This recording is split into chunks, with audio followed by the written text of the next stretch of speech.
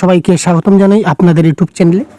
তো দেখুন, আজকে আমরা ম্যাথমেটিক্সের একটা মক টেস্ট আমরা আজকে ডিসকাশন করব। তো এই মক টেস্টে আমাদের টোটাল 30টা প্রশ্ন থাকবে। একদম পরীক্ষায় যে ধরনের প্রশ্ন আপনাদের পরীক্ষায় আসে একদম সেম টু সেম টাইপের আমরা মক টেস্টটা আজকে আমরা আলোচনা করব। ঠিক আছে, তো ওই মক টেস্ট ওয়ানে আপনাদের যেভাবে আপনারা জানেন যে 15টা থাকে আপনাদের কন্টেন্ট থেকে, ম্যাথ থেকে, আর বাকি 15 থাকে প্যাডাগজি থেকে। তো আজকে সেই একই ডিজাইনে আমরা আজকের সেই মক টেস্টটাকে ডিজাইন করেছি। 15টা থাকছে আমাদের মেইন কন্টেন্টের অঙ্কগুলা, বাকি 15 আমাদের প্যাডাগজি থাকছে। টোটাল 30টা প্রশ্ন আজকে আমরা ডিসকাশন করব এবং এই এমনভাবে আজকে আমি চেষ্টা করব আপনাদের খুব ভালোভাবে বুঝিয়ে দেওয়ার। যদি আপনারা খুব ভালো করে বুঝে নিতে পারেন ক্লাসটা একবার, তাহলে এই ধরনের প্রশ্ন, ধরে নিন এই যে একটা প্রশ্ন, 1 নম্বর প্রশ্ন, তো এই প্রশ্নটা ডাইরেক্ট যদি না আসে, এই প্রশ্নটা ডাইরেক্ট না আসলে ইনডাইরেক্টলি যদি অন্য কোনো একটা অঙ্ক এই ধরনের যদি পরীক্ষায় আসে, 100% গ্যারান্টি আপনি করতে পারবেন। এই ধরনের ট্রিক এবং টিপস আজকের এই ক্লাসে আমি শিখিয়ে দেব এবং এই ধরনের প্রত্যেকদিন মক টেস্ট আপনারা পেন পেপারে আমাদের সঙ্গে দিতে পারবেন। পেন পেপার মক টেস্ট আমাদের হচ্ছে কি করে দেবেন সবগুলো আমরা ক্লাসে বলবো, সুতরাং আপনারা সাথে থাকুন। ঠিক আছে ভাই, তো এই প্রথম প্রশ্ন কি বলেছে আমরা শুরু করে দিই। প্রত্যেকটা প্রশ্নে খুব ভালো করে আমরা আলোচনা করার চেষ্টা করব। দেখুন, এখানে বলেছে a whole number is added to 100 and then the same number is subtracted from 100, the sum of the two number thus obtain is. এখানে কি বলেছে যে 100 এর সঙ্গে আমরা যে কোনো একটা পূর্ণ সংখ্যা যোগ করব। দেখুন, প্রথমে আমি আপনাদের একটা শর্ট ট্রিক্সে দেখাবার চেষ্টা, প্রথমে আমি অঙ্কটা করে দেখাচ্ছি, তারপর আমি শর্ট ট্রিক্সে আলোচনা করব। এবার দেখুন, এখানে দেখুন 100, এখানে বলেছে 100 এর সঙ্গে যে কোনো একটা পূর্ণ সংখ্যা আপনার যা ইচ্ছা। ঠিক আছে, আমি এখানে 1 নিলাম, যে কোনো একটা। তো যদি নেই 100 এর সঙ্গে 1 প্লাস করলাম, কত দাঁড়ালো 101। আবার বলেছে সেই সেম নাম্বারটা আমাকে 100 থেকে বিয়োগ করা হয়। তো সেম নাম্বার আমি কি করলাম, 100 থেকে বিয়োগ করলাম, তো আমি কত পেলাম স্যার? এখানে আমি পেলাম 99। ক্লিয়ার? 1 আমি ধরলাম, আপনার এখানে 2 ধরতে পারেন, 3 ধরতে পারেন, 5 ধরতে পারেন, যা ইচ্ছা ধরতে পারেন, অসুবিধা নেই। তো এখানে বলেছে প্রাপ্ত সংখ্যা দুইটার যোগফল, এই দুইটা যোগ করলে কি হবে? এই দেখুন, এখানে যদি যোগ করি 9 আর 1 10 এর 0, 9 আর 1 10 আর 2 200। তো কারেক্ট আনসার এখানে হয়ে গেল 200। কি করে বুঝলাম? আরেকটা নাম্বার দিয়ে আমরা চেক করি। A whole number is added to 100, অর্থাৎ 100 এর সঙ্গে আরো যে কোনো একটা সংখ্যা, আগে 1 করেছিলাম, এবার দেখি 5 করি, তো 5 করলে কি দাঁড়াবে? 105। ক্লিয়ার? আবার এই সেম নাম্বারকে কি করব, 100 থেকে বিয়োগ করব, কত দাঁড়াবে স্যার? 95। এবার এই দুইটা আমি প্লাস করব, কত হবে আমার? 200 হয়ে গেল। ক্লিয়ার? তো এই দেখুন, যে কোনো সংখ্যা আমরা ধরি না কেন আনসার কিন্তু সেম আসবে। তো এখানে কারেক্ট আনসার কি দাঁড়ালো? 200। তো এবার কথা হচ্ছে স্যার আমি এটাকে শর্ট ট্রিকে কি করে করব? এই দেখুন, কিছু করার দরকার নেই। এই ধরনের অঙ্ক যখন আসবে যে একটি নাম্বার, যে কোনো একটা নাম্বার, এই নাম্বারের সঙ্গে একটি পূর্ণ সংখ্যা যোগ করতে হবে, আবার সেম সংখ্যা বিয়োগ করতে হবে, প্রাপ্ত দুইটি সংখ্যার যোগফল কি হবে? এখানে দেখবেন 100 আছে এবং এখানেও 100 আছে। তো 100 প্লাস 100 কত দাঁড়ালো? দুইটা 100 আমরা প্লাস করে দেবো, কত দাঁড়ালো? 200। তো কারেক্ট আনসার হয়ে যাবে আমাদের কি এখানে 1 is the right answer of this question. Clear? তো এই ধরনের আপনারা শর্ট ট্রিক্সে করতে পারবেন। এখানে পরীক্ষায় এবার যদি আপনার 100 না দিয়ে যদি 50 দিয়ে দেয়, তো এখানে যদি 50 দেয়, তো এখানেও কিন্তু 50 দেবে ভাই। এখানে 50 থাকলে এখানেও 50 থাকবে। তো এবারে আপনি দুটোকে প্লাস করে দেবেন, 50 50 কত দাঁড়াবে? 100 হয়ে যাবে কারেক্ট আনসার। ঠিক আছে, তো আপাতত এই প্রশ্নের কারেক্ট আনসার হচ্ছে 100 plus 100 equal to 200 is the right answer. তো এই ধরনের প্রশ্ন আসলে আপনারা পারবেন কি না পারবেন না বলুন, এবং আপনাদের হাতে করে আমরা করিয়ে দেব। ক্লিয়ার? এবার এই প্রশ্ন আমরা দেখি। এখানে বলেছে 26 को 1/2 से भाग दीजिए। প্রশ্ন যেভাবে বলবে সেইভাবে আমরা করব। কি বলেছে? 26 কে 1/2 দিয়ে ভাগ করুন। তো 26 কে আমরা কি করব? 1/2 দিয়ে ভাগ করবে। অনেকে আমরা কি করব, 26 কে 1/2 মানে 26 এর অর্ধেক করে নেব 13, কিন্তু না ভাই, 26 কে আমরা অর্ধেক করলে এখানে চলবে না। তো এটা আমরা কি করব, 26 ডিভাইডেড বাই 1/2। তো এখানে দেখুন 26 ইনটু এখানে নিচের যেটা আছে সেটা কিন্তু উপরে যাবে, তো 2 আর উপরেরটা কি যাবে? নিচে যাবে। ক্লিয়ার? এইভাবে ভাগ যদি থাকে তো পূরণ দিয়ে কি হয়, নিচেরটা উপরে যায়, উপরেরটা নিচে যায়। ক্লিয়ার?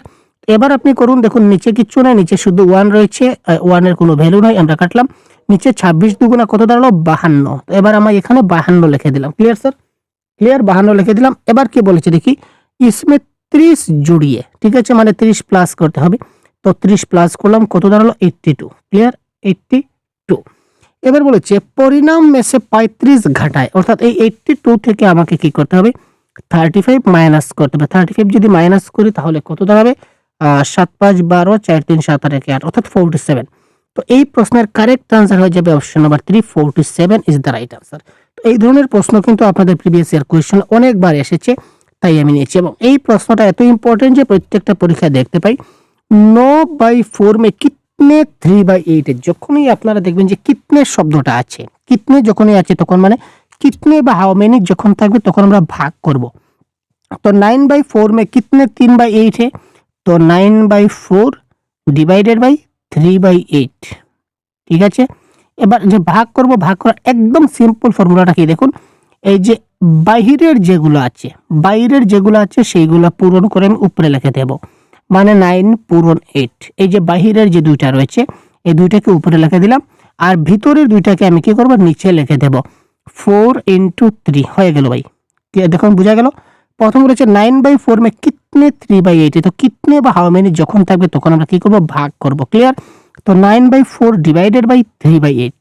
তো এখানে বাহিরের যেগুলো আছে সেগুলোকে আমি ইনটু করে উপরে লিখে দিলাম, আর ভিতরের যেগুলো আছে নিচের যেগুলো আছে সেগুলোকে আমি কি করলাম, এখানে নিচে লিখলাম। ভিতরের গুলোকে নিচে। এবার কাটাকাটি করি, 3 3 গুণে 9, 4 2 গুণে 8। এবার এই উপরের দুইটাতে পূরণ আছে, তো 3 2 গুণে কত দাঁড়ালো, 6 is the right answer. Option number 3, 6 is the right answer. দেখুন এত সহজ প্রশ্ন, এই ধরনের প্রশ্ন কিন্তু আপনার আসতে চলেছে, ঠিক আছে। এবং এই ধরনের টপিক ওয়াইজ ক্লাস কিন্তু আমরা অলরেডি আমাদের অ্যাপে ক্লাস চলছে, আপনারা জয়েন হতে পারেন। ক্লিয়ার? এবার দেখুন এই প্যাটার্নটা আমাকে ফলো করতে হবে। তো প্যাটার্নটা ফলো করে বলেছে which will be the number on the right side of the next row, অর্থাৎ এই যে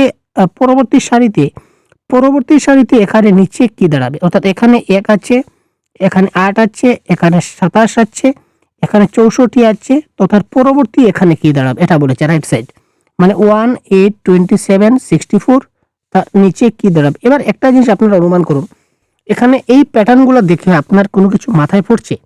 হ্যাঁ স্যার, আমার মাথায় তো পড়ে গেছে। কি স্যার?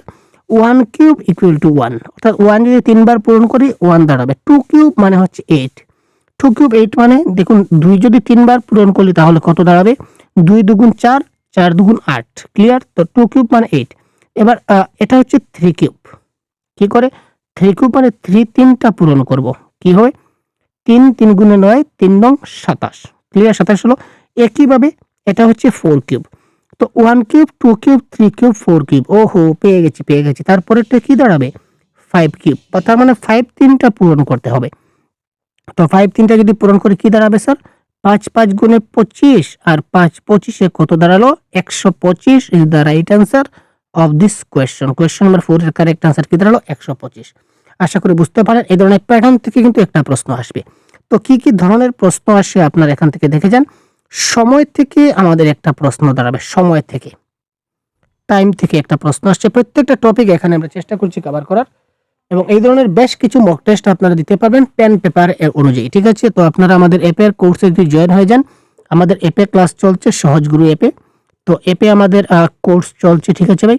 তো এই কোর্সে যদি আপনারা পেপার 1 এর কোর্সে যদি জয়েন হয়ে যান, তাহলে এই ধরনের প্রত্যেকটা সাবজেক্টের এই যে মক টেস্টগুলো, এই ধরনের মক টেস্ট আপনারা পেন পেপার দিতে পারবেন। এটা ব্যবস্থা আমরা করেছি, আপনি ঘরে বসেও পেন পেপার দিতে পারবেন। আপনাদের যেটা ওএমআর শিট থাকবে সেটা আমরা এখানে বসেও আপনার মাধ্যমে সেটা কালেকশন করে নেব, আপনি সহযোগিতা করবেন, এবং আমরা আপনার ওএমআর শিটে চেক করে আমরা বলে দেব যে আপনি কত নম্বর প্রাপ্ত করেছেন। তো এটা পেন পেপার মক টেস্ট দিলে কি হয় যে পরীক্ষার সময় যেটা টাইম ম্যানেজমেন্ট এটাও আমাদের বাঁচে, এবং এই সময়ের মধ্যে আমি করতে পারছি কিনা, না কি ধরনের প্রশ্ন আমার কঠিন লাগছে, টাফ লাগছে, কোন টপিক থেকে প্রশ্ন আসলে আমরা পারছি না, এই সবগুলা জিনিস আমরা খুব ভালো করে বুঝতে পারি। এবং এই টপিক নিয়ে পরে যদি আমরা আরো বেশি চর্চা করি, সময় থাকতে যদি আমরা এই টপিক নিয়ে আরো বেশি ঘাটাঘাটি করি, কাজ করি, টপিকগুলো বোঝার চেষ্টা করি, তাহলে 100% আমরা একদম পেপারে একটা ভালো নম্বর নিয়ে আসতে পারবো। ক্লিয়ার? তো এই প্রশ্ন কি বলেছে দেখি, সকাল 9টা 10 মিনিটের 4 ঘন্টা 20 মিনিট আগে কয়টা বেজেছিল, অর্থাৎ what was the time 4 hours 20 minutes before 9:10, অর্থাৎ 9টা 10 বাজার 4 ঘন্টা 20 মিনিট আগে কয়টা বেজেছিল। ঠিক আছে, এটা তো আগে কয়টা বেজেছিল, তো আগে মানে কি স্যার, মাইনাস। তো 9টা 10-এর আগে কয়টা বেজেছিল, তার মানে সেটা বিয়োগ হবে, আগে যাবে। আর যদি বলি 9টা 10-এর 4 ঘন্টা 20 মিনিট পরে কয়টা বাজবে, তাহলে এটা কি দাঁড়াবে, প্লাস দাঁড়াবে। এবার আমাকে বলেছে, এখানে বলেছে যে 9টা 10-এর 4 ঘন্টা 20 মিনিট আগে কয়টা বেজেছিল, তার মানে আমি মাইনাস করব। এবার মাইনাস করার সময় একটা জিনিস খুব লক্ষ্য রাখবেন, টাইমের ক্ষেত্রে যখনই আপনাদের টাইমের এই ধরনের অঙ্ক আসবে একটা জিনিস আপনারা খুব লক্ষ্য করুন, এখানে দেখুন 10 থেকে 20 কিন্তু মাইনাস যাবে না। আমরা কি করি 0 থেকে 0, এখান থেকে 1 নিলাম তো 11, 11 থেকে 2 গেলে আমরা করি 9। তো এই আপনারা কিন্তু এই ম্যাথস এই যে টাইমের ক্ষেত্রে আপনার এই ধরনের বিয়োগ করবেন না। এবার কি, এবার 10 থেকে 20 আমি বিয়োগ করব, কি করে করব দেখি। এবার দেখুন এই যে 9টা হচ্ছে কি আমাদের ঘন্টা, 9টা হচ্ছে কি ঘন্টা, আর 10টা হচ্ছে কি মিনিট, অর্থাৎ 9 ঘন্টা 10 মিনিট, তাই না? 9টা 10 মানে 9 ঘন্টা 10 মিনিট। তো 9 মানে ঘন্টা আর 10 মানে মিনিট। তো এবার 10 থেকে তো 20 মাইনাস যাবে না। এবার কি করব দেখুন, এখান থেকে আমরা 1 ঘন্টা কমিয়ে দেব। এখান থেকে যদি 1 ঘন্টা কমাই তাহলে 9 এর জায়গায় কি লিখতে পারি আমরা 8 লিখতে পারি। ক্লিয়ার? আর 1 ঘন্টা এখান থেকে কমিয়ে নিয়েছি, তো 1 ঘন্টা মানে কত 60 মিনিট। তো এই 60 কে আমরা এই 10 এর সঙ্গে প্লাস করে দেব, কত দাঁড়ালো 60 আর 10 70। ক্লিয়ার? তো অর্থাৎ 8টা 70 আর এখানে কি দাঁড়ালো 4টা 20। ক্লিয়ার? তো এবার যদি আমরা মাইনাস করি তাহলে দেখুন 70 থেকে 20 গেলে 50, এবার 8 থেকে 4টা 50 ইজ দ্য রাইট আনসার। একদম খুব তাড়াতাড়ি বেরিয়ে আসলো। ক্লিয়ার? আরো এক দুটো উদাহরণ আপনাদের এই প্রসঙ্গে দিয়ে রাখি। যদি আমরা বলি 8টা 20, তো 8টা 20 কে আমরা 7টা 80 লিখতে পারি, তো 8টা 20 কে 7টা 80 লিখতে পারি। কিভাবে? যেমন 8 থেকে যদি 1 মাইনাস করি তাহলে কত দাঁড়ালো 7, আর এখান থেকে 1 ঘন্টা কমালাম মানে 60 মিনিট। তো এই মিনিটটা আমরা এখানে প্লাস করে দেব, তো 60 আর 20 80, তো 8টা 7টা 80। ক্লিয়ার? আবার যদি বলি স্যার 10টা 30, তো 10টা 30 কে আমরা 9টা 90 লিখতে পারি। বুঝা গেল? কারণ এখান থেকে সবসময় আমরা 1 ঘন্টা কমাবো, আর এই যে 1 ঘন্টা যেটা কমালাম, 1 ঘন্টা কমালাম মানে কি 60 কমালাম, 60 মিনিট কমালাম, আর এই মিনিটটা আমরা মিনিটের সঙ্গে প্লাস করে দেব। তো 9 থেকে 10 থেকে গেলে 9, আর 60 আর 30 কত দাঁড়ালো 90। তাহলে কি হবে, আমাদের মাইনাস করতে বা বিয়োগ করতে সুবিধা হবে, আমরা খুব তাড়াতাড়ি অঙ্কটা সলভ করতে পারবো এবং যেটা 100% কারেক্ট হবে। ক্লিয়ার? তো 5 নম্বর অঙ্কটা শেষ করলাম।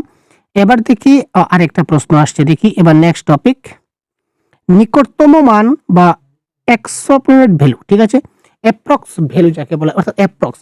তো অ্যাপ্রক্সের ক্ষেত্রে আমরা ক্লাস দিয়েছি, তো 2.9 ইন্টু 7.49 ডিভাইডেড বাই 11.51। এই ক্ষেত্রে আমরা দুইটা জিনিস মাথায় রাখবো, এই অঙ্কটা যখন করব তখন আমরা দুটা জিনিস মাথায় রাখবো। নাম্বার 1, দশমিকের পরে প্রত্যেকটা ডিজিট সমান হতে হবে। নাম্বার 1 ঠিক, দশমিকের পরে প্রত্যেকটা ডিজিট সমান হতে হবে। এখানে দেখুন দশমিকের পরে 2 ডিজিট, এখানে দশমিকের পরে 2 ডিজিট, কিন্তু এখানে দশমিকের পর একটা ডিজিট আছে, আমাদের কি করতে হবে সমান করতে হবে। তার মানে আমরা 0 একটা লাগিয়ে দিলাম, তো দশমিকের পরে 2টা ডিজিট হয়ে গেল। এবার আমরা কম্পেয়ার করব 0.50 বা 0.50 বলতে পারি। এই 0.50টা আমরা সব সময় মাথায় রাখবো 0.50।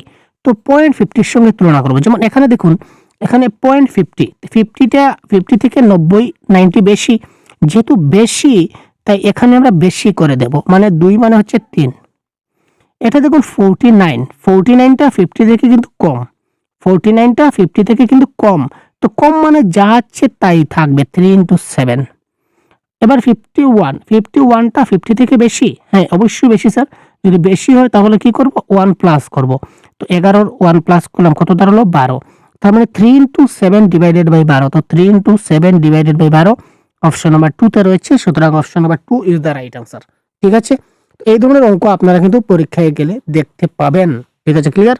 তো এই ধরনের যদি অনেকগুলো মক টেস্ট আমরা করে নিতে পারি, অলরেডি আমাদের মক টেস্ট চলছে, যদি আমরা করে নিতে পারি তাহলে 100% গ্যারান্টি আপনারা এই সবগুলো খুব ভালো করে জিনিসগুলো বুঝতে পারবেন। তারপর দেখি 4 এবং 2/3 সমকোণের ডিগ্রির সংখ্যা 395 এর চেয়ে কত বেশি? The number of degrees in 4 and 2/3 right angle. আচ্ছা, প্রথমে আমরা এক এক করে করি।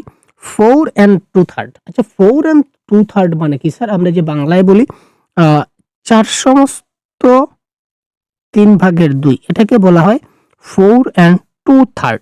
2/3 মানে 2 ডিভাইডেড বাই 3। তো এই ধরনের যখন আমরা পাবো এটা কিন্তু আমাদের দুশ্মন, মাথায় রাখবো এটা হচ্ছে আমাদের দুশ্মন। আমাদের কি করতে হবে, এই যে সমস্তটাকে ভাঙতে হবে। ভাঙার নিয়ম কি স্যার, নিচের 3 থাকলো, এবার এটাকে আমরা ইনটু করব, 3 4 গুণে 12 আর উপরেরটা প্লাস করব, তাহলে কত দাঁড়ালো 14। ক্লিয়ার, 3 4 12 আর 2 14, নিচের 3 থাকলো। এবার বলেছে 4 and 2 তো শেষ, এবার এটাকে আমরা 14/3 করলাম, সমস্যা শেষ। এবার বলেছে রাইট অ্যাঙ্গেল, তো রাইট অ্যাঙ্গেল মানে হচ্ছে সমকোণ। তো এক সমকোণ সমান কত ডিগ্রি স্যার, এক সমকোণ সমান হচ্ছে 90 ডিগ্রি। তো এক সমকোণ সমান যদি 90 ডিগ্রি হয় তাহলে সেটাকে আমরা 90 দিয়ে ইনটু করব। তো 3 ত্রিশে 90, তারপর এই 14 × 30 যদি পূরণ করি তাহলে কত দাঁড়ালো, 3 14 42, মানে কত দাঁড়ালো ভাই 420।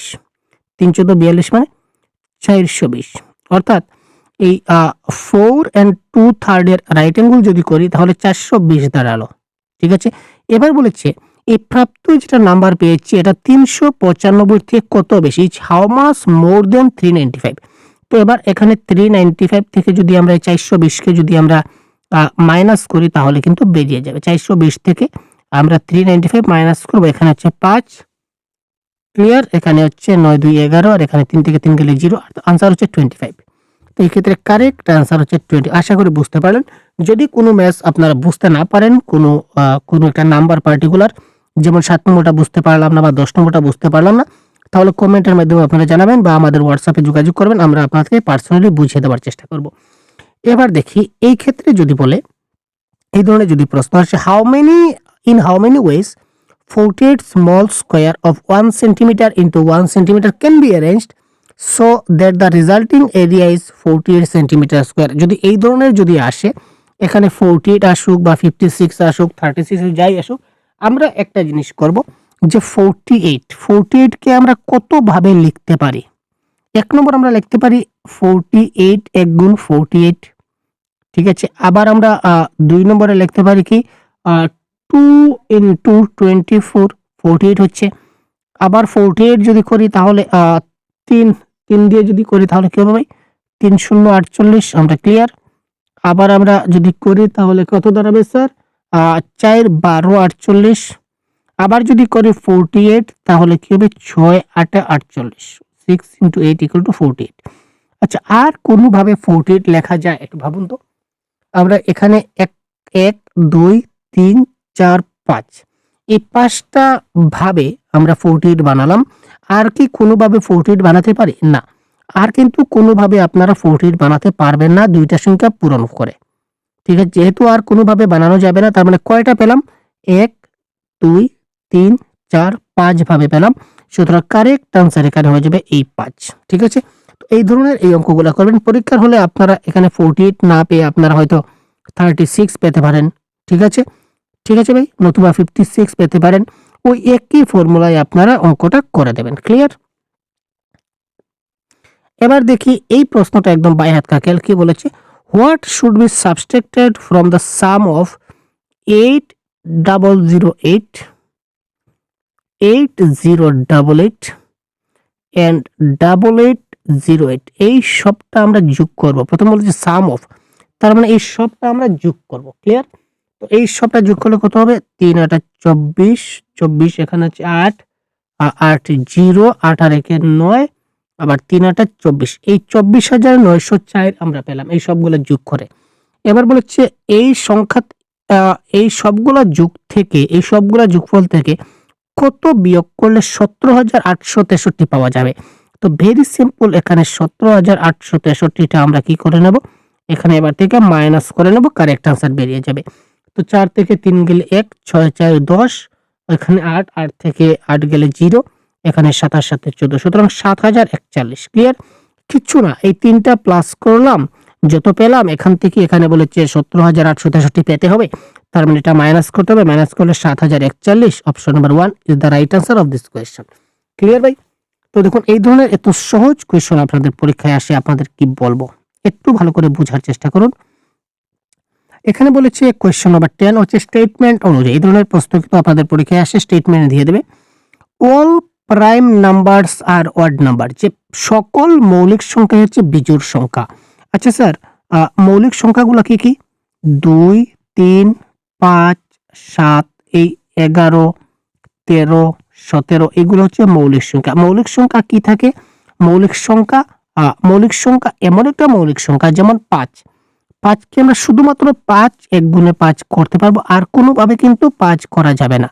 এবার যদি বলি 6, তাহলে 6 1 গুণে 6 আবার আমরা করতে পারি 2 3 গুণে 6। ঠিক আছে, দেখুন তার উৎপাদক কিংবা ফ্যাক্টর যদি করি তো এখানে 1 2 3 4টা ফ্যাক্টর হয়ে গেছে। তার জন্য 6টা কি না? মৌলিক না। 6টা মৌলিক না, 6টা প্রাইম নাম্বার হতে পারে না। ঠিক আছে, 6টা মৌলিক না, 6টা হচ্ছে কি? যৌগিক সংখ্যা। ক্লিয়ার? 6টা হচ্ছে যৌগিক সংখ্যা। আর যে সংখ্যার শুধুমাত্র 2টা ফ্যাক্টর থাকবে, যেমন ধরুন আমরা যদি 13 ধরি, তাহলে 1 ইন্টু 13, আর আপনারা কি করতে পারবেন? কোনোভাবে 13কে আর পারবেন না। তার মানে তার দুটাই ফ্যাক্টর, তার মানে এটা হচ্ছে কি? মৌলিক সংখ্যা। তো এখানে বলেছে all prime numbers are odd number. তাই আমরা জানি 2 3 5 7 এইগুলো হচ্ছে কি? Prime number. তো সবগুলো প্রাইম বলেছে অড নাম্বার। অড নাম্বার মানে হচ্ছে অযুগ্ম সংখ্যা বা বিজোড় সংখ্যা। আচ্ছা, এখানে 2 কি বিজোড় সংখ্যা? না, 2 তো হচ্ছে জোড় সংখ্যা, তাই না? তো জোড় সংখ্যাও কিন্তু মৌলিক সংখ্যা হয়। একটাই জোড় সংখ্যা আছে যেটা মৌলিক সংখ্যা, যেটা হচ্ছে 2। তার মানে এখানে বলেছে all prime numbers are odd number. তার মানে এটা তো ভুল, এটা তো শুদ্ধ নয়। সকল প্রাইম নাম্বার কিন্তু অড নাম্বার হতে পারে না, তার কারণ এখানে 2 রয়েছে। 2টা কিন্তু প্রাইম, 2টা কিন্তু অড নাম্বার নয়, 2টা হচ্ছে ইভেন নাম্বার। তো ইভেন নাম্বার হওয়া সত্ত্বেও এটা কিন্তু প্রাইম নাম্বার। তো তার মানে এটা অপশন নাম্বার 1টা হচ্ছে না, আমরা কাটলাম। There is only 5 single digit prime number. ঠিক আছে, এখানে বলেছে এক অঙ্ক বিশিষ্ট 5টা মৌলিক সংখ্যা আছে। আচ্ছা, কি কি রয়েছে দেখি আমরা। এক অঙ্ক বিশিষ্ট 2 3 5 7 9 তো হবে না, তারপর হচ্ছে আমাদের 13। আচ্ছা, এক অঙ্ক বিশিষ্ট এখানে 2 3 5 7 না, এক অঙ্ক বিশিষ্ট আমাদের কয়টা পেলাম? মৌলিক সংখ্যা আমরা পেলাম 4টা, কিন্তু এখানে বলেছে 5টা আছে, তার মানে এটাও তো শুদ্ধ নয়। এক অঙ্ক বিশিষ্ট মৌলিক সংখ্যা কয়টা আছে স্যার? এক অঙ্ক বিশিষ্ট মৌলিক সংখ্যা আছে আমাদের 4টা, কিন্তু এখানে বলেছি এক অঙ্ক বিশিষ্ট মৌলিক সংখ্যা কয়টা? 5টা। তার মানে এটা তো কারেক্ট আনসার আমাদের কখনো হচ্ছে না। তার মানে এটা আমরা কি করলাম? কেটে দিলাম। ক্লিয়ার? এবার আমরা দেখি দেয়ার আর ইনফিনিটলি মেনি প্রাইম নাম্বার, অর্থাৎ অসীম সংখ্যক মৌলিক সংখ্যা রয়েছে। ইয়েস, মৌলিক সংখ্যা যেহেতু অনেক আছে, তো মৌলিক সংখ্যাও কিন্তু অনেক রয়েছে। সংখ্যার কি শেষ আছে? না, তো মৌলিক সংখ্যা শেষ থাকবে না, অসংখ্য মৌলিক সংখ্যা হতে পারে। A prime number has only 2 factor. Yes, মৌলিক সংখ্যা মাত্র 2টা ফ্যাক্টর হয়, যেমন আগে বলেছিলাম যে 5 1 গুণে 5, এই সংখ্যাটা নিজে একটা সংখ্যা এবং 1 একটা সংখ্যা, এই 2টা হচ্ছে কি? ফ্যাক্টর কার? প্রাইম নাম্বারের। তার মানে 3 এবং 4টা হচ্ছে শুদ্ধ। তো এখানে অপশন নাম্বার 3তে দেওয়া আছে 3 and 4, তার মানে 3 and 4 হবে কারেক্ট আনসার, 1 2 কারেক্ট হবে না। ক্লিয়ার ভাই? বোঝা গেল? তো এই ধরনের স্টেটমেন্ট অনুযায়ী অঙ্কগুলো আপনাদের কিন্তু থাকবে পরীক্ষা, এটা বাংলায় ট্রান্সলেট, এটা দেখে নেবেন। এবার এই অঙ্কটা আমরা দেখি। এই ধরনের অঙ্কগুলো কিন্তু আমাদের পরীক্ষায় আসে। যে যে ধরনের পরীক্ষায় প্রশ্ন আসে সব ধরন থেকে একটা একটা করে আমরা মক টেস্ট নিয়েছি। পরবর্তী মক টেস্টও আমরা এই ধরনের প্রশ্ন আমরা সাজাবো, প্রত্যেকটা টপিক থেকে টপ লেভেলের কোয়েশ্চেনগুলোকে নিয়ে আমরা পরবর্তী মক টেস্ট সাজাবো। আপনারা পেন পেপারের মাধ্যমে দিতে পারবেন যদি আপনারা আমাদের কোর্সে জয়েন হয়ে যান। Sonu has 5 dozen toffee, he gave 1/3 to this Amrita. আচ্ছা, এখানে বলছে 5 ডজন টপি, 5 ডজন। আচ্ছা স্যার, 1 ডজন মানে কতটা স্যার? 1 ডজন মানে 12টা। তো 5 ডজন মানে কত হবে? 5 12 60টা। ঠিক আছে, তো তার মানে টোটাল তার কাছে কতটা আছে? 60টা টপি আছে, মানে নিলাম। তো 60টা টপি আছে। হ্যাঁ, তো 60টার মাঝে 1/3 সে দিয়ে দিল অমৃতাকে। তো 1/3, তো 1/3 মানে কত? আমরা কাটাকাটি করি, 3 20 60। তো 20টা কাকে দিল? এখানে হচ্ছে 20 মানে কাকে দিল? অমৃতা। এখানে এটা আমরা ব্র্যাকেটে নিয়ে নিলাম। ক্লিয়ার? 2/5 অফ দিস অনিলকে দিল 2/5। তার মানে 60-এর আমরা কি করব? 2/5 বের করব। যদি 2/5 বের করি তাহলে কত দাঁড়ালো? 5 12 60 আর 12 দুগুণা 24। ঠিক আছে, 24 দিয়ে দিল অনিলকে, আবার আমরা এ দিয়ে দিলাম। ঠিক আছে, 24টা দিয়ে দিল অনিলকে। আবার বলেছে 1/12 অফ দিস টু হামিদা, 12 ভাগের 1 অংশ দিল হামিদাকে। তার মানে 60-এর 12 ভাগের 1 অংশ আমরা দেখি কি হয়। তো 1/12, তো 5 12 60 মানে 5টা। তো 5টা কাকে দিল? হামিদাকে। ক্লিয়ার? এবার সেটা দিয়ে দিল। এবার বলেছে তার number of toffees left with Sonu, সোনুর কাছে আর অবশিষ্ট কয়টা আছে। তার মানে সে টোটাল কয়টা দিল? এখানে অমৃতাকে দিল 20টা, অনিলকে দিল 24টা, আর হামিদাকে দিল 5টা। টোটাল কয়টা দিল? 20 আর 24 কত হলো স্যার? 20 আর 24 হলো 44, 44 আর 5 হলো কি 49, অর্থাৎ 49 সে দিয়ে দিল। তিনজনকে সে 49টা দিয়ে দিল। তার কাছে মোট কতটা ছিল? 60টা ছিল।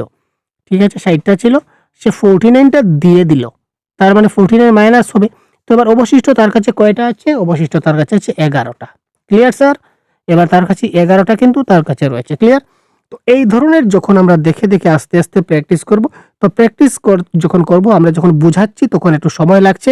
যখন আপনি জিনিসটা আপনার মধ্যে রপ্ত করে নেবেন, আপনি জিনিসটা বুঝে নেবেন, টপিকটা আপনার মধ্যে চলে আসবে, তখন আপনি কিন্তু একদম খুব কম সময়ের মধ্যে এই অঙ্কগুলা আপনি সমাধান করতে পারবেন। পরবর্তী অঙ্কটা দেখি।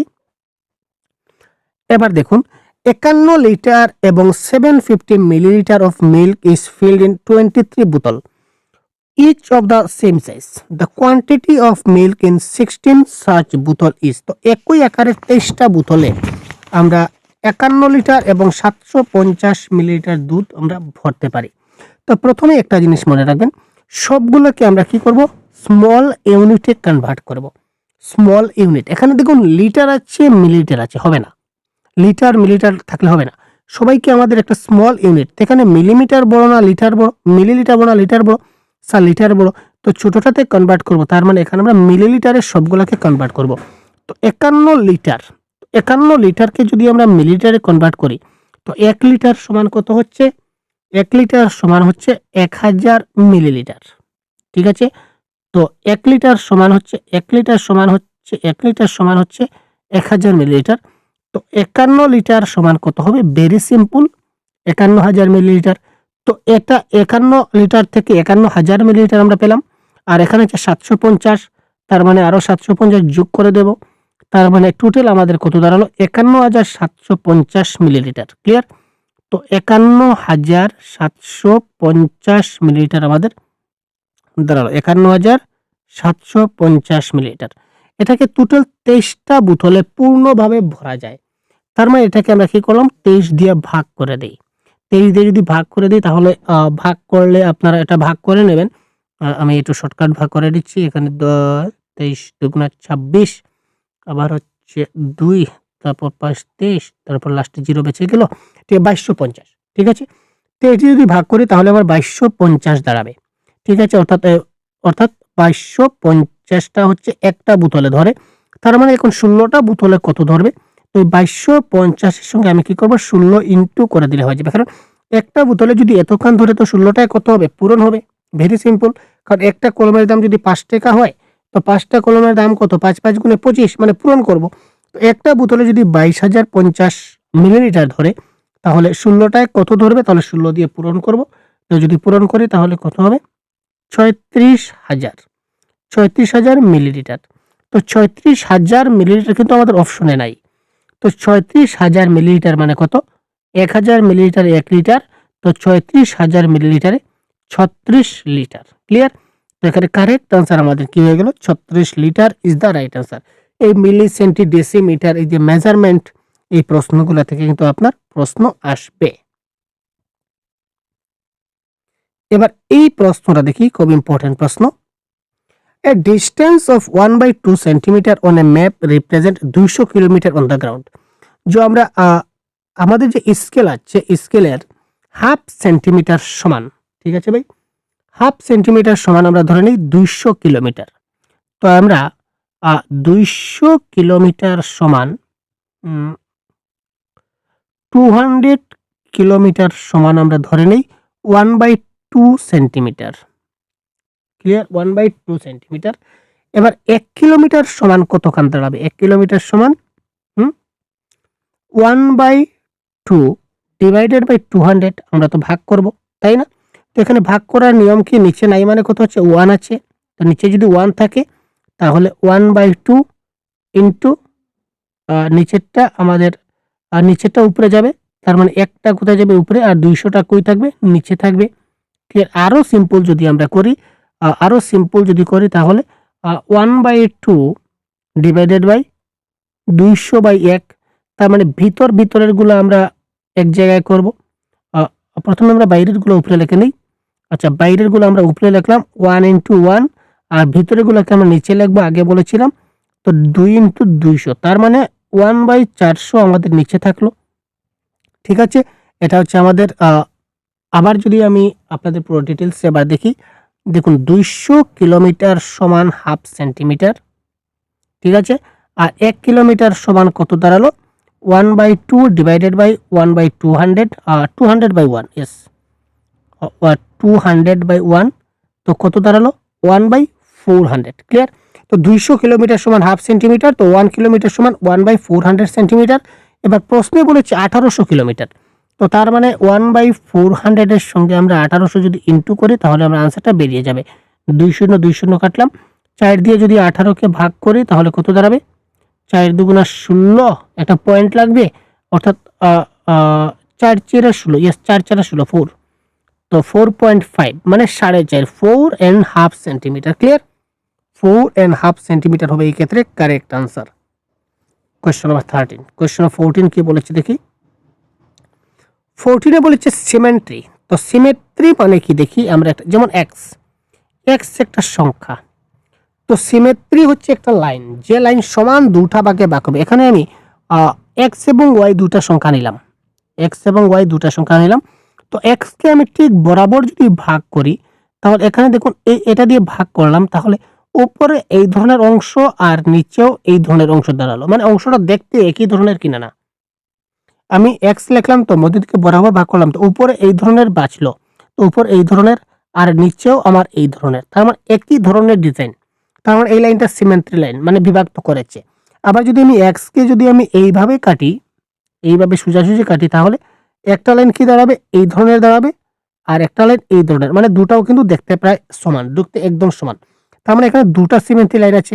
আর যদি আমি ওয়াই বলি, তাহলে ওয়াই বললে এখানে মধ্য দিকে যদি কেটে দিই, তাহলে উপরের অংশটা এইরকম দেখতে হবে, নিচের অংশটা এইরকম। আচ্ছা, দুটা কি সমান ডিজাইন?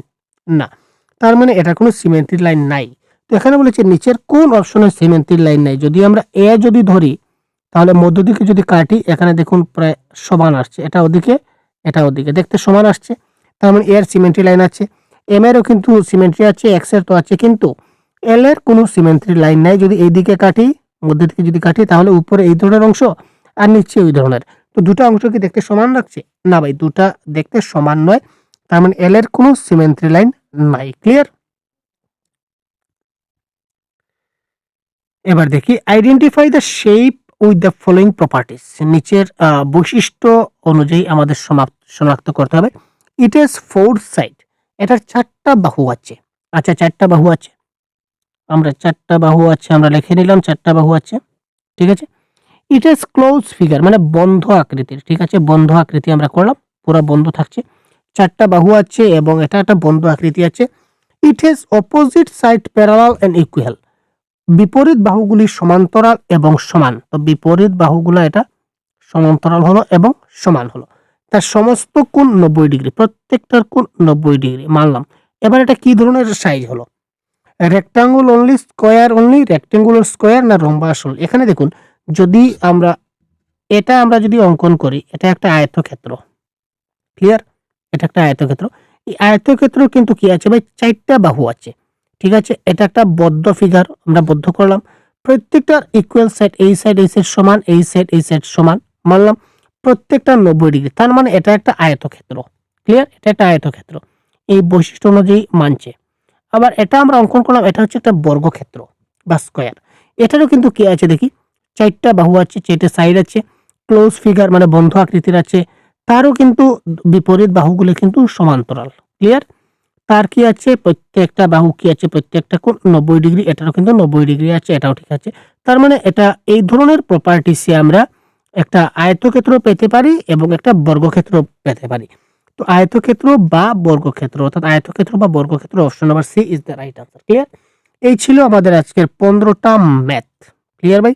তো 15টা ম্যাথ আমরা করলাম। এবার আমরা দেখব ম্যাথ প্যাডাগজি। আমরা 16 থেকে আমরা ম্যাথ প্যাডাগজি স্টার্ট করলাম। এবার দেখি, a child is not able to difference between a square and a rectangle. He puts both of them in the same category. According to Ben Hill, a theory of geometrical reasoning, at which stage is the student? তো একটা student কি করে, একটা শিশু বর্গক্ষেত্র এবং আয়তক্ষেত্রের মধ্যে পার্থক্য করতে পারে না, সে উভয়কে একই শ্রেণীতে রাখে। বেন হিলের জিওমেট্রিক তত্ত্ব অনুযায়ী এটা কোন পর্যায়ে? তো বেন হিলে যে তত্ত্ব দিয়েছিলেন তত্ত্বটা আমরা ডিসকাস করে নিয়েছি। যদি আপনারা দেখে না থাকেন তাহলে খুব তাড়াতাড়ি বেন হিলের তত্ত্বটা দেখে নেবেন, কারণ প্রত্যেকটা পরীক্ষায় পেপার 1 এর যে ম্যাথ প্যাডাগজি থেকে বেন হিলের তত্ত্ব থেকে কিন্তু আমরা একটা প্রশ্ন আমরা কিন্তু 100% আমরা সবসময় দেখতে পাই। ক্লিয়ার? তো এই ক্ষেত্রে আমরা এই যে বেন হিলে থিওরি অফ জিওমেট্রিক্যাল রিজনিং যেটা রয়েছে, এই ক্ষেত্রে তিনি প্রথম যেটা স্টেজ দিয়েছিলেন এটা দিয়েছিলেন ভিজুয়ালাইজেশন। ক্লিয়ার? তিনি দিয়েছিলেন visualisation.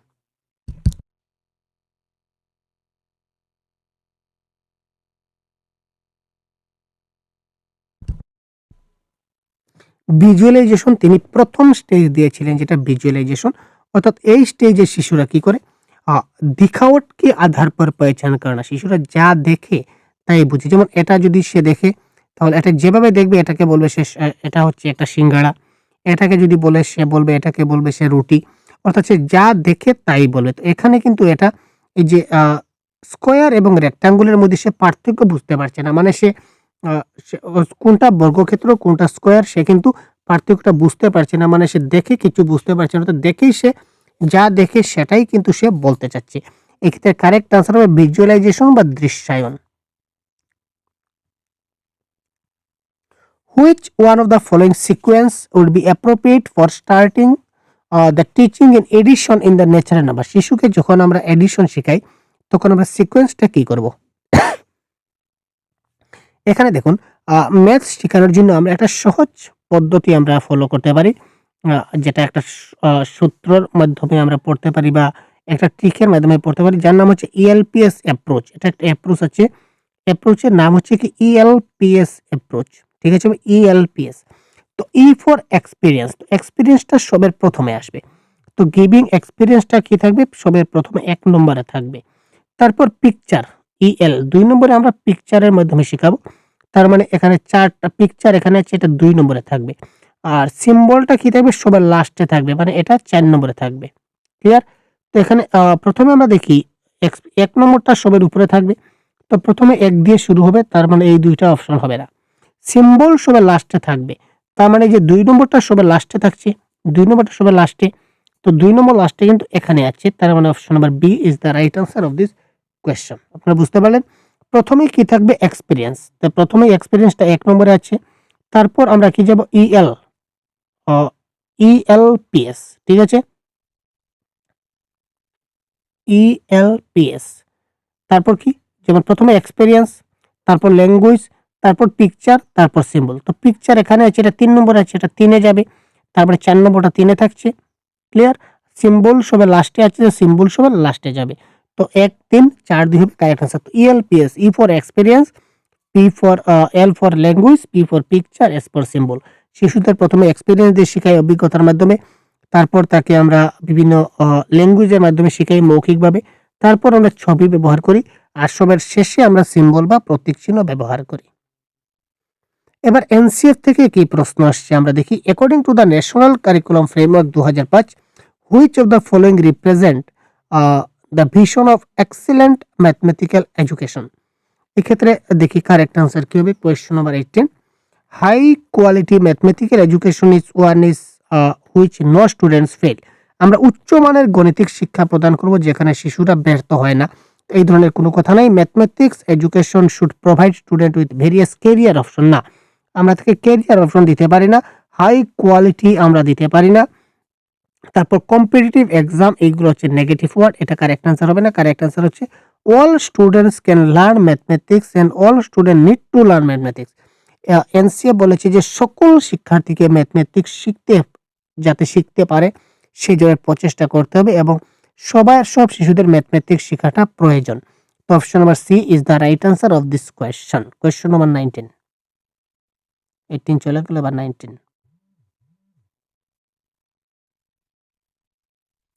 A teacher asked her students to make a mathematical journey and write down situation in which they used mathematics in their daily lives. His purpose to, একজন শিক্ষিকা তার শিক্ষার্থীদের একটি গণিতের জার্নাল তৈরি করতে এবং তাদের দৈনন্দিন জীবনে ব্যবহার করে এবং পরিস্থিতি তাকে লিখতে বলেছিলেন। এখানে শিক্ষিকার উদ্দেশ্যটা কি ছিল?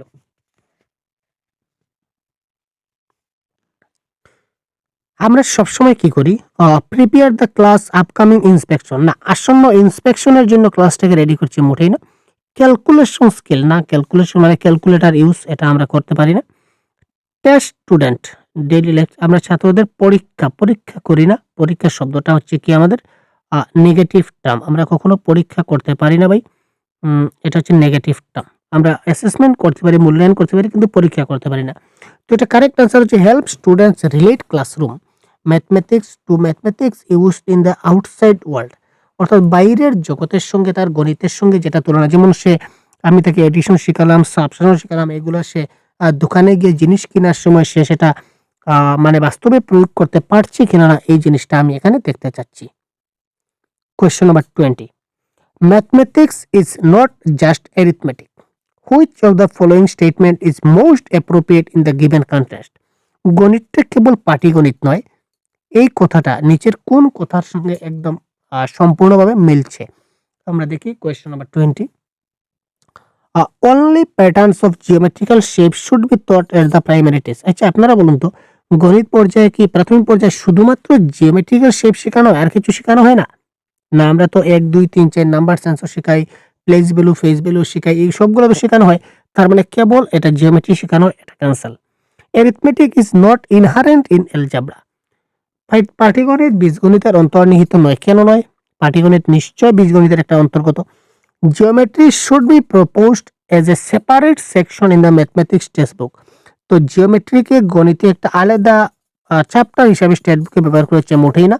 আমরা কোনো জিনিস সেপারেট করি না, একটার সঙ্গে আরেকটা কোরিলেটেড। তো তিনটা অপশন কাটা গেল। Ultimately option number D is the right answer of this question. In the mathematical curriculum, areas of mathematics such as shape, spatial understanding, measurement, data handling should be given due importance. প্রত্যেকটা জিনিসকে mathematics কারিকুলামে কি করে দেওয়া হয়েছে? গুরুত্ব দেওয়া হয়েছে, যার কারণে বলা হয়েছে যে mathematics is not just arithmetic. Which of the following concept cannot be taught using Dean's block? তো Dean's block হচ্ছে এক ধরনের আমাদের একটা টিএলএম। তো এই টিএলএম দ্বারা আমরা নিচের কোনটি শেখাতে পারি না? Question number 21, number and place value আমরা শেখাতে পারি, এডিশন সাস্ট, কিন্তু প্রবাবিলিটি আমরা শেখাতে পারি না ডিনস ব্লক দ্বারা। সুতরাং সম্ভাব্যতা এখানে হবে কারেক্ট আনসার। ডিনস ব্লক দিয়ে আমরা সংখ্যা এবং সাংখ্যিক মান শেখাতে পারি, এডিশন শেখাতে পারি, বিয়োগ শেখাতে পারি। তো আমাদের টিএলএম এর একটা কনসেপ্টের ক্লাস আছে, এটা আপনারা দেখে নেবেন, আমাদের অ্যাপে দেওয়া আছে। তো এই ক্লাসটা দেখলে আপনারা মানে কোন টিএলএম দিয়ে কোন কোন জিনিস শেখানো যায় এটা আপনারা পেয়ে যাবেন। যেমন ডিনস ব্লক দিয়ে কি কি জিনিস শেখানো যায়, এখানে বলেছি যে number sense, place value, face value, addition, subtraction, এগুলো দেওয়া আছে, কিন্তু প্রবাবিলিটি ডিনস ব্লকের আন্ডারে দেওয়া নাই। তো তার মানে যেটা দেওয়া নাই এটা হবে কারেক্ট আনসার। তারপর কোয়েশ্চন নাম্বার 22 কি বলেছে দেখি। When a student was asked to write 6065 as a number, he wrote it as 665. তাকে বলা হলো যে তুমি 6065 লেখো, তার মানে সে এই ধরনের 665 লিখে দিয়েছিল। তো তার কিসের ধারণা নাই? Question number 22, the student does not understand number. সে তো নাম্বার জানে না, হলে তো 605 কি করে লিখলো? The student does not understand cardinal and ordinal number, না, এখানে মূল সংখ্যা ক্রমিক সংখ্যা না বুঝলে সে কি করে লিখবে? This is an operational error. The student has not understand the concept of the place value. Yes, এক্ষেত্রে অপশন নাম্বার ডি হবে কারেক্ট আনসার, কারণ সে প্লেস ভ্যালু সম্বন্ধে জানা নাই, তার স্থানীয় মান সম্বন্ধে জানা নাই, যে হাজার, একক, দশক, শতক, হাজার। তো এখানে হাজার হবে, এককের ঘরে 5 হবে, দশকের ঘরে 6 হবে, এবং এখানে জিরোটা থেকে যাবে। এভাবে আমরা 6065 লিখবো। এটা কিন্তু তার এই যে তার প্লেস ভ্যালু সম্বন্ধে তার কিন্তু জানা নাই। তার মানে সুতরাং কারেক্ট আনসার হচ্ছে অপশন নাম্বার ডি। তো এইগুলা কিন্তু অতি গুরুত্বপূর্ণ প্রশ্ন আপনারা দেখতে পাচ্ছেন। ক্লিয়ার ভাই?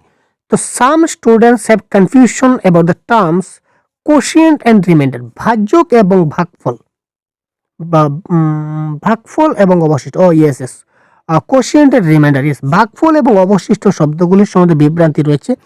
শিক্ষার্থীদের মধ্যে এই বিভ্রান্তি দূর করার জন্য নিম্নলিখিত কোন কৌশলটা আমরা দিতে পারি? Question number 23, teacher display A number of division of problem on the blackboard. আমি আগেই বলেছিলাম ক্লাসে, তো যখনই আপনারা ব্ল্যাকবোর্ডে কিছু দেখবেন, ব্ল্যাকবোর্ড হিন্দিতে লেখা থাকবে সাম পাঠ পার, তো যখনই আপনারা ব্ল্যাকবোর্ড দেখবেন সঙ্গে সঙ্গে একটাকে কেটে দেবেন। ম্যাথমেটিক্সের ক্ষেত্রে ব্ল্যাকবোর্ড হচ্ছে একটা negative term. Student are given a worksheet and asked to practice it. আমরা ছাত্রকে অতিরিক্ত অনুশীলন দিতে পারি না, প্র্যাকটিস এটা হচ্ছে নেগেটিভ ওয়ার্ড। ঠিক আছে ভাই? Write the definition of quotient and remainder at least 20 time.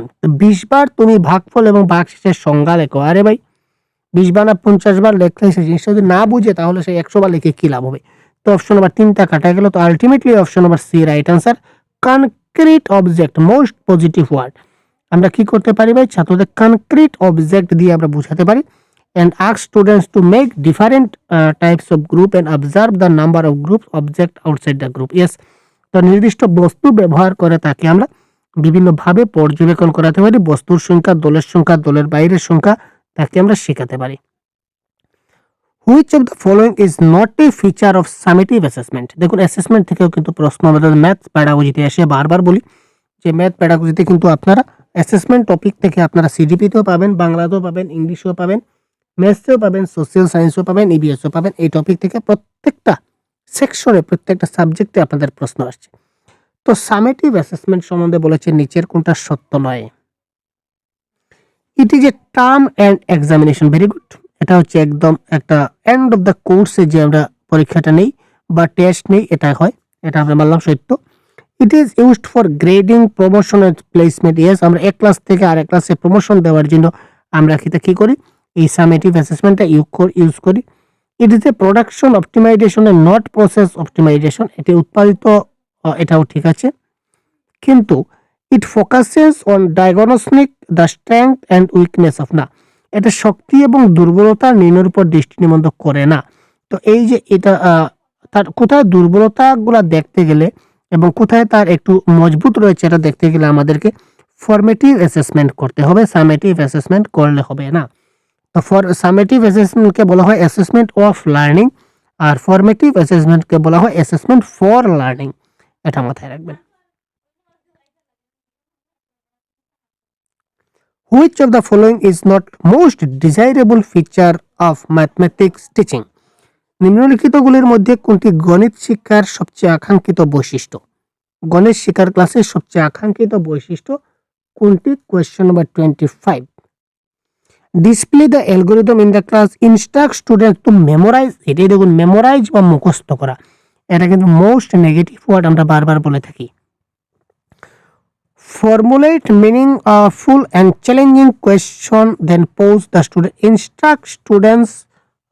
Question number 25. Yes, instruct student না, ছাত্রদের আমরা ইনস্ট্রাক্ট করতে পারি না, টেক্সট বুক ফলো আমরা করতে বলতে পারি না। Ask students to solve the problem on the blackboard. না, ব্ল্যাকবোর্ডে শিক্ষার্থীদের সমাধান। ব্ল্যাকবোর্ড হচ্ছে নেগেটিভ ওয়ার্ড, এটা ব্ল্যাকবোর্ড এই ক্ষেত্রে কারেক্ট আনসার হতেই পারে না। এখানে ব্ল্যাকবোর্ড ছিল, ছুটে গেছে, যাই হোক ব্ল্যাকবোর্ড এটা হবে না। তো এই ক্ষেত্রে আমাদের correct answer option number 2। Formulate meaningful and challenging question and pose them to student. অর্থপূর্ণ এবং চ্যালেঞ্জিং প্রশ্ন তৈরি করতে হবে এবং শিক্ষার্থীদের সাথে উপস্থাপন করতে হবে যাতে তারা জিনিসটা ভালো করে বুঝতে পারে এবং আমি তাকে খুব ভালো করে বুঝাতে পারি। Question number 26। Which one of the following R correct according to the nature of mathematics? তো নেচার অফ ম্যাথমেটিক্স সম্বন্ধে নিচের কোনটা সত্য? Question number 26।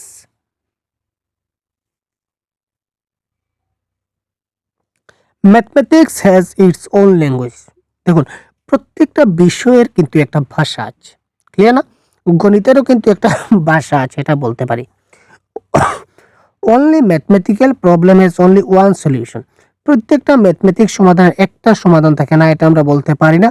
ঠিক আছে, এটা হচ্ছে কনভার্জেন্ট থিঙ্কিংয়ে চলে আসে। আমরা সবসময় ডাইভার্জেন্ট থিঙ্কিংয়ে চিন্তা করতে হয়, সুতরাং অপশন নাম্বার বিটা cancel. Mathematical concept are abstract, এটা আমরা বলতে পারি যে ম্যাথমেটিক্স যেটা কনসেপ্ট থাকে এটা অ্যাবস্ট্রাক্ট থাকে, যেটাকে আমরা ধরতে পারি না বা ছুঁতে পারি না, ক্লিয়ার? এই ক্ষেত্রে কারেক্ট আনসার হবে এ এবং C. Option number B is the right answer. হ্যাঁ, visualization and representation are the important processes to be ensured in teaching at the primary stage. প্রাথমিক পর্যায়ে শিক্ষাদানের দৃশ্যায়ন এবং প্রতিনিধিত্ব নিশ্চিত করা গুরুত্বপূর্ণ প্রক্রিয়া। কারণ কি?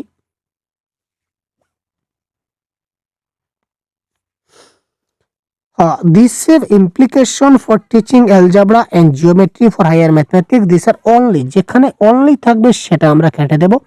এই দুটো অপশনে only আছে, আমরা only কিংবা শুধুমাত্র কেবলমাত্র এই শব্দগুলো যেখানে থাকবে এটা আমরা কেটে দেব, ঠিক আছে? একমাত্র উপায়, এখানেও একটা একমাত্র ছিল, ছুটে গেছে, তো এটাও আমাদের কারেক্ট অ্যান্সার হচ্ছে না।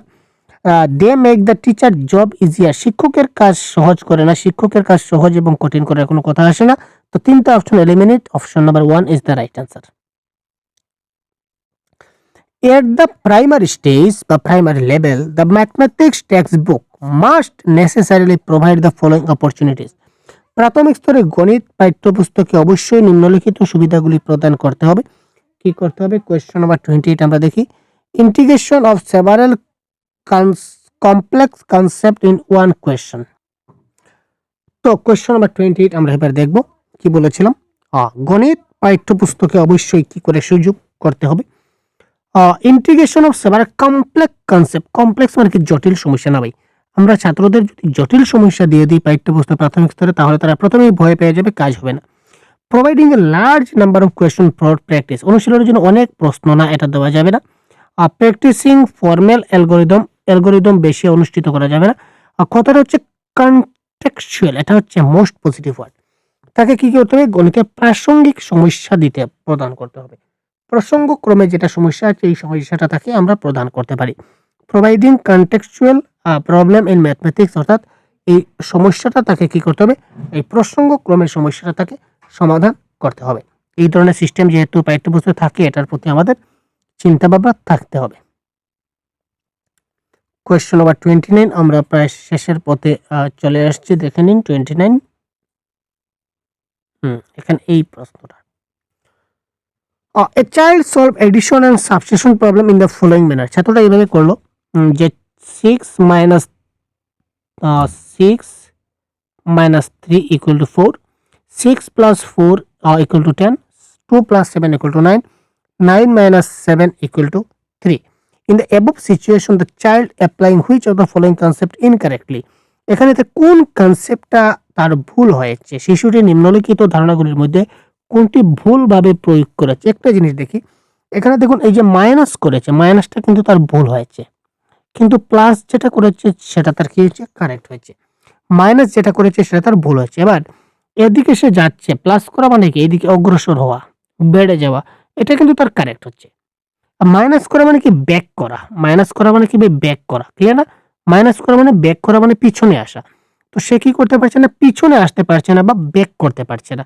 তো এখানে তার ব্যাকের যেটা কনসেপ্ট বা পিছনে ফেরার যেটা কনসেপ্ট, এটা কিন্তু তার ভুল হয়েছে। তার মানে যে ব্যাকওয়ার্ড কাউন্টিং বা পশ্চাৎগামী গণনা, এটা কিন্তু তার এই ক্ষেত্রে হয়ে যাবে আমাদের কি? Correct answer. কারণ সে প্লাস তো করতে পারছে, এডিশন, কোনো সমস্যা নাই।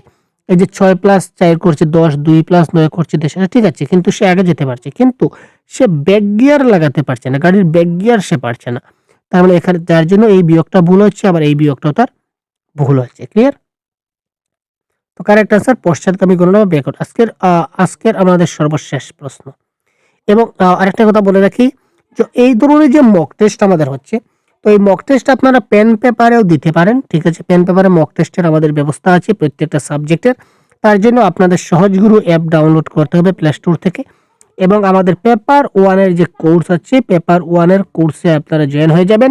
তাহলে শুধু ম্যাথমেটিক্স নয়, প্রত্যেকটা সাবজেক্টের আপনার এই ধরনের মক টেস্টগুলো আপনারা পেন পেপারে দিতে পারবেন, ক্লিয়ার ভাই? পেন পেপারে মক টেস্ট দিতে পারবেন। প্রত্যেকটা ক্লাস রয়েছে, প্রত্যেকটা ক্লাস আপনারা দেখতে পাবেন। এই ধরনের সবগুলা ক্লাস হবে, ক্লাসের নোটস, পিডিএফ নোটস আপনারা সবগুলা পেয়ে যাবেন। এই ধরনের মক টেস্ট পাবেন, কিছুটা প্র্যাকটিস সেট আপনারা পেয়ে যাবেন, যাতে করে আপনাদের আপকামিং পরীক্ষায় যথেষ্ট হেল্প হয়, ক্লিয়ার? এরপরে দেখি আমরা consider the following statement, all prime numbers are odd number. দেখুন আগের মতো আমরা চলে আসছি। এই প্রশ্নটা আমরা আগে একবার করেছিলাম সম্ভবত, ইয়েস। সকল মৌলিক সংখ্যায় বিজোড় সংখ্যা। All prime numbers are odd number, এটা তো এখানে all prime numbers are odd number না, সকল মৌলিক সংখ্যা আমাদের ওয়ার্ড নাম্বার হয় না, কারণ 2 আছে। দেয়ার আর অনলি 5 মৌলিক সংখ্যা না, এখানে 4 মৌলিক সংখ্যা আমরা বলেছিলাম। অসীমভাবে মৌলিক সংখ্যা থাকতে পারে। 3, 4 হচ্ছে রাইট আনসার। তো 3, 4 এখানে অপশন নাম্বার গ বা অপশন নাম্বার সি তে দেওয়া আছে। তো কারেক্ট আনসার আমাদের হয়ে যাবে কি option number C is the right answer. Prime নাম্বারে 2টা ফ্যাক্টর থাকে।